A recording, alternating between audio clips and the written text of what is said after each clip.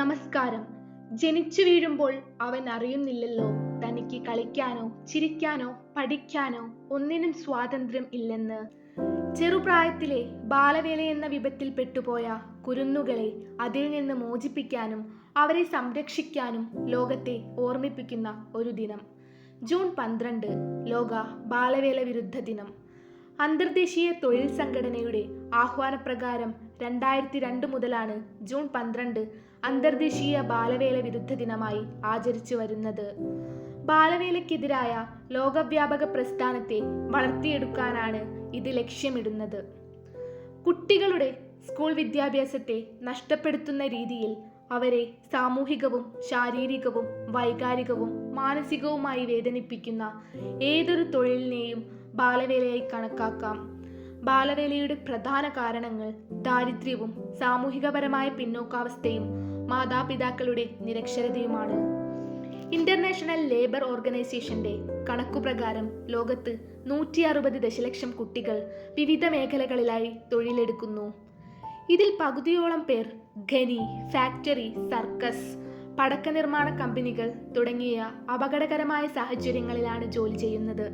ബാലവേലയുടെ കണക്കുകൾ പരിശോധിക്കുമ്പോൾ നമ്മുടെ ഇന്ത്യയും ഒട്ടും പിറകിലല്ല.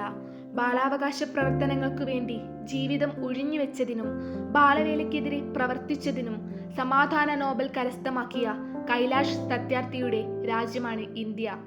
അദ്ദേഹത്തിന്റെ ബച്പൻ ബച്ചാവോ ആന്തോളൻ എന്ന സംഘടന 84,000-ഓളം കുട്ടികളെ ബാലവേലയിൽ നിന്ന് മോചിപ്പിച്ച് സംരക്ഷിക്കുന്നു. ഇന്ത്യൻ ഭരണഘടനയിലെ ആർട്ടിക്കിൾ 24 പ്രകാരം ഇന്ത്യയിൽ ബാലവേല നിരോധിക്കപ്പെട്ടതാണ്. ഇന്ത്യൻ ഭരണഘടന കുട്ടികൾക്കായി പ്രത്യേക അവകാശങ്ങളും നിയമപരിരക്ഷയും വാഗ്ദാനം ചെയ്യുന്നു. എന്നിരുന്നാലും ബാലവേല വിമുക്ത രാജ്യമായി മാറാൻ ഇന്ത്യക്കായിട്ടില്ല. ഒരു നേരത്തെ ആഹാരത്തിനും കുറച്ച് നാണയത്തുട്ടുകൾക്കുമായി എരിഞ്ഞടങ്ങുന്ന ഈ ബാല്യങ്ങളെ ബാലവേലയിൽ നിന്ന് വിമുക്തരാക്കേണ്ട ഉത്തരവാദിത്തം നമുക്കുമുണ്ടെന്ന് ഈ ബാലവേല വിരുദ്ധ ദിനത്തിൽ നമുക്ക് ചിന്തിക്കാം. കുട്ടികൾ ഒരു പൂന്തോട്ടത്തിലെ മുകുളങ്ങൾ പോലെയാണ്. അവരെ ശ്രദ്ധയോടെയും സ്നേഹത്തോടെയും വളർത്തണം. കാരണം അവർ രാജ്യത്തിന്റെ ഭാവിയും നാളത്തെ പൗരന്മാരുമാണെന്ന് ആധുനിക ഇന്ത്യയുടെ ശില്പി ജവഹർലാൽ നെഹ്റു പറഞ്ഞു വെക്കുന്നു. നമ്മുടെ രാഷ്ട്രത്തിന്റെ ഭാവിയായ കുട്ടികളെ സംരക്ഷിക്കേണ്ടത് രാഷ്ട്രത്തിന്റെയും രാഷ്ട്രത്തിലെ പൗരന്മാരുടെയും കർത്തവ്യമാണ്.